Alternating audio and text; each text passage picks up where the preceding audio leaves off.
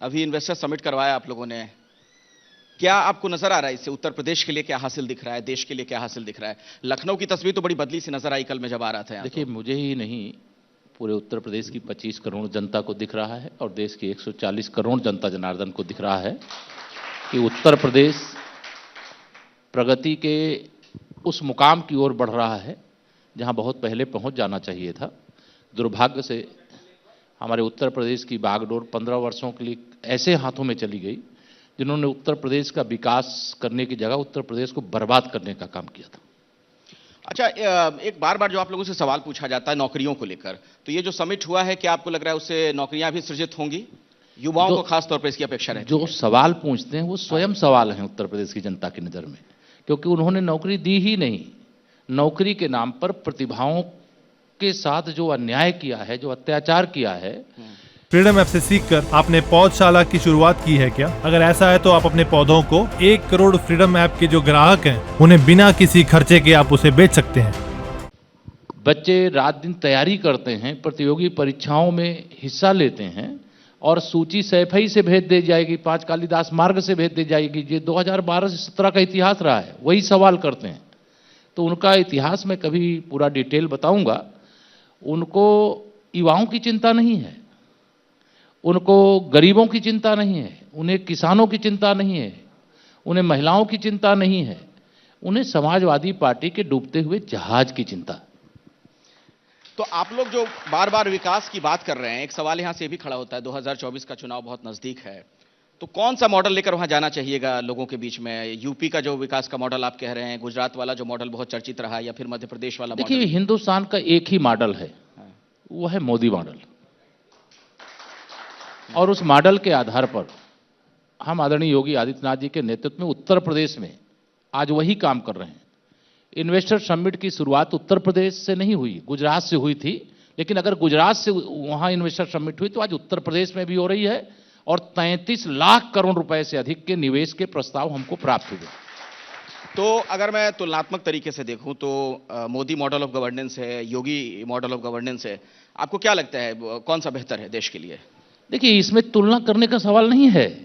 मैं मोदी जी मॉडल जो है वह योगी जी के नेतृत्व में चल रहा है, इसलिए उसको तुलना उससे किया जाए जिससे करने की बात हो। अगर आप कहें कि हम सपा से तुलना करें, कांग्रेस से तुलना करें, कोई अन्य दल की सरकार है किसी राज्य में तो उससे तुलना करें, लेकिन हमारा भारतीय जनता पार्टी का जो सर्वोच्च और विश्व का सबसे लोकप्रिय चेहरा है, जिसके कारण से मुझे भी नीदरलैंड और फ्रांस में जाने का मौका मिला था, और जब मैं वहां गया तो मैं देखा कि पूरे दुनिया में इस समय भारत का और माननीय प्रधानमंत्री नरेंद्र मोदी जी का डंका बज रहा है।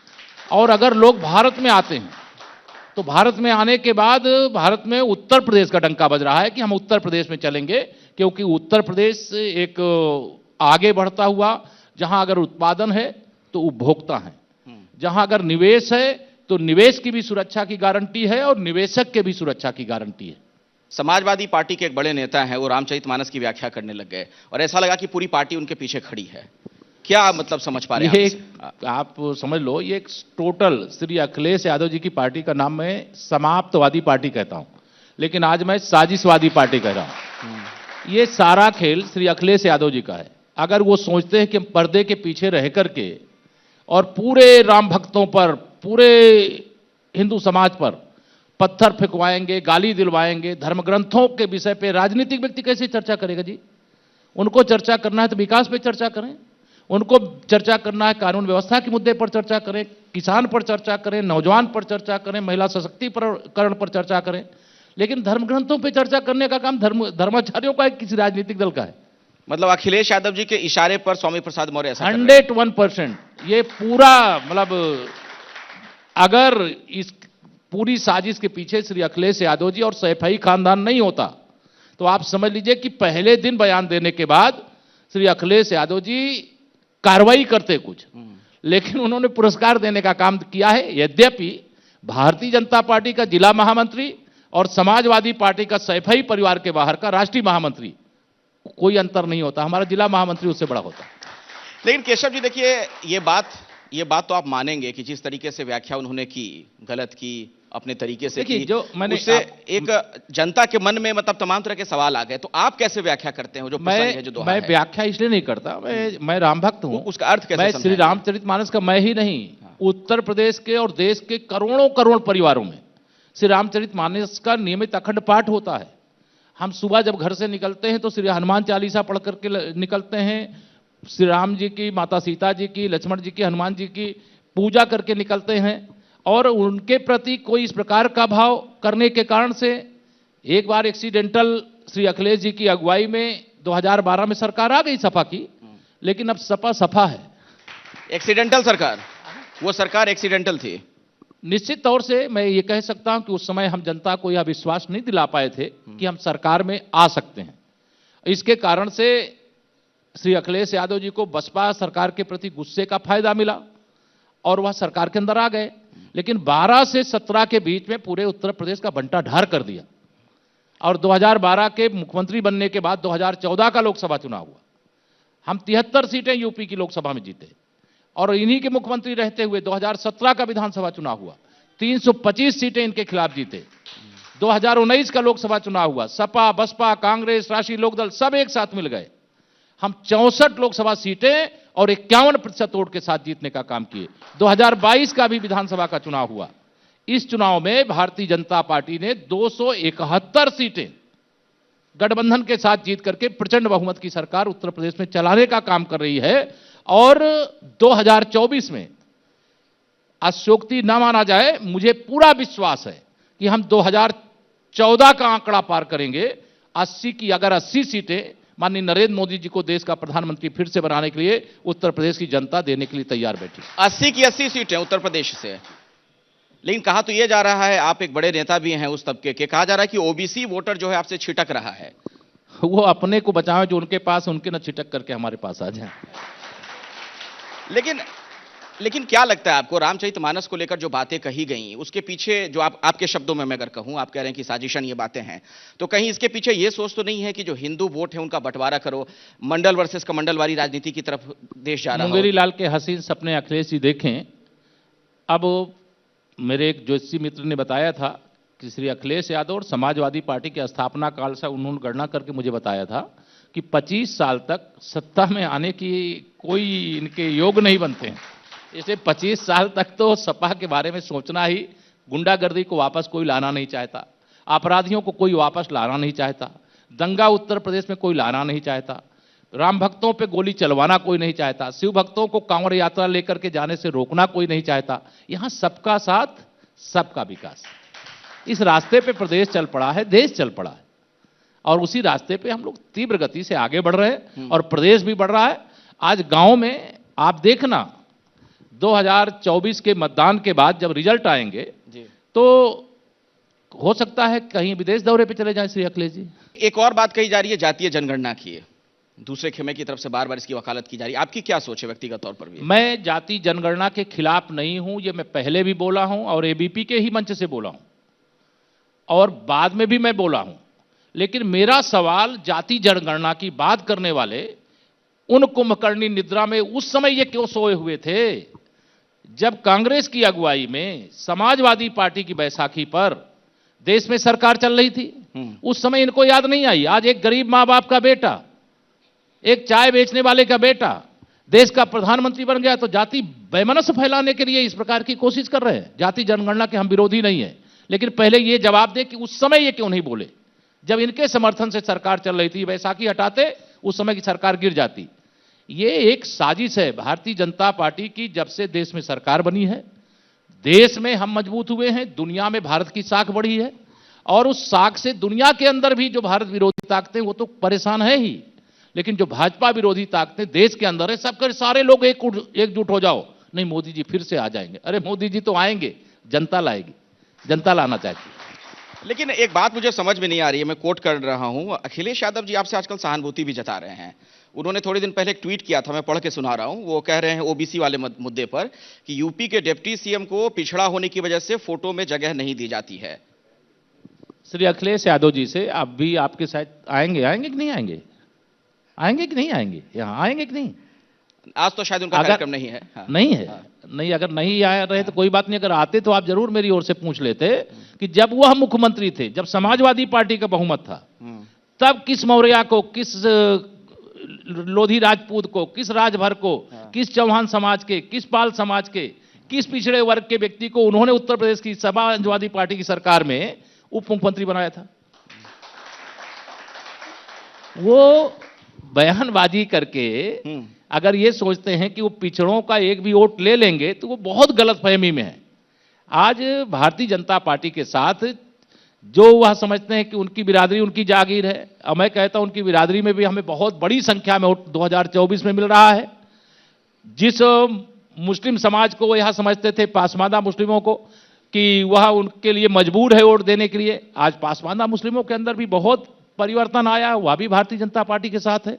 समाज का कोई तबका ऐसा नहीं है जो आज भारतीय जनता पार्टी को वोट नहीं देना चाहता। एक और जो कोई फोटो वाली बात हो रही है केशव जी, तो एक और ट्वीट आपने किया, उसी का मैं जिक्र करना चाह रहा हूं। आप ही के ट्विटर हैंडल पर मैंने देखा, उसमें आपने लिखा है कि नए भारत का नया उत्तर प्रदेश, 33.5 लाख करोड़ से अधिक रिकॉर्ड निवेश प्राप्त हुआ। माननीय राष्ट्रपति श्रीमती द्रौपदी मुर्मू जी की प्रेरणा व माननीय प्रधानमंत्री श्री नरेंद्र मोदी जी के मार्गदर्शन में यूपी ग्लोबल इन्वेस्टर समिट 2023 का सफल आयोजन हुआ। तो आपने भी तो इस फोटो में कहीं योगी जी का जिक्र नहीं किया। ये जब ये विषय, योगी जी तो हमारे मुख्यमंत्री हैं जी, मतलब हमारे माननीय उन्हीं की अगुवाई में उत्तर प्रदेश का ये ग्लोबल इन्वेस्टर समिट का आयोजन हुआ है, और माननीय महामहिम राष्ट्रपति जी आई हैं, माननीय प्रधानमंत्री जी आए हैं, तो उनका आना ही हमारे लिए एक तरह से वरदान के स्वरूप है, आशीर्वाद के स्वरूप है।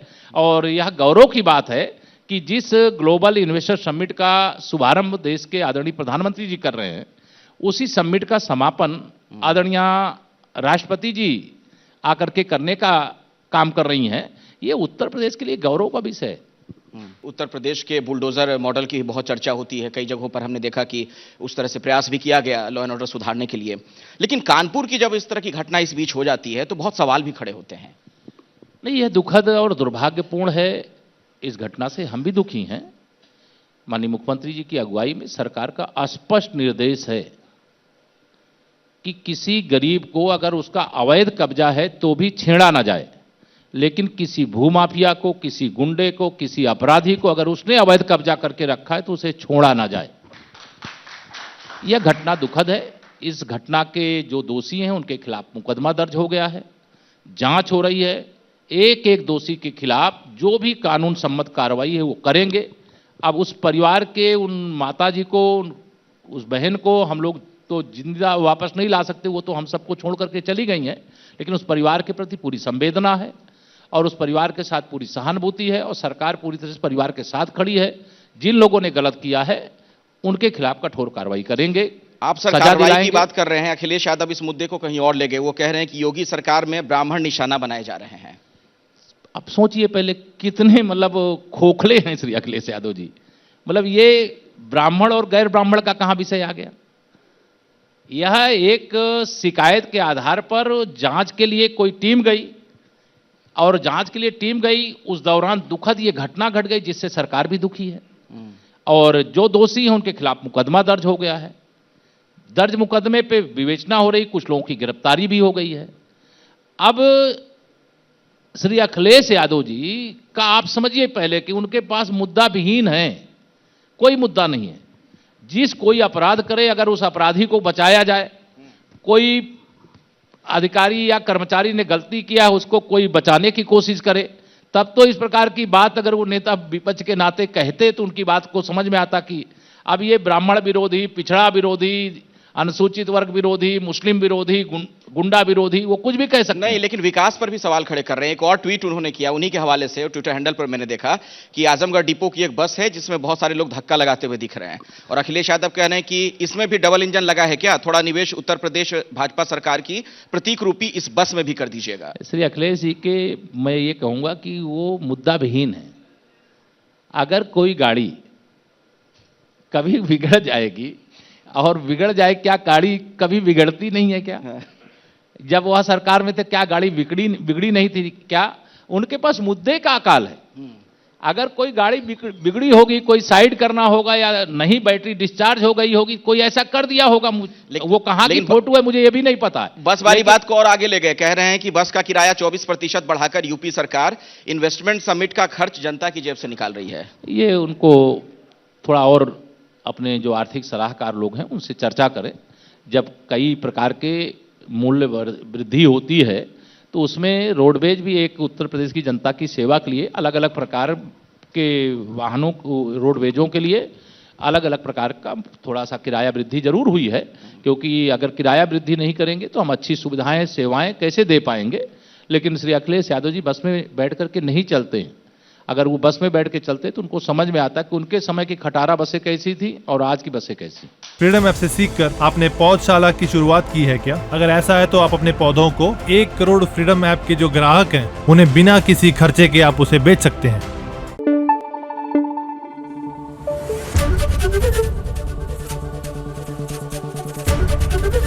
एबीपी न्यूज आपको रखे आगे।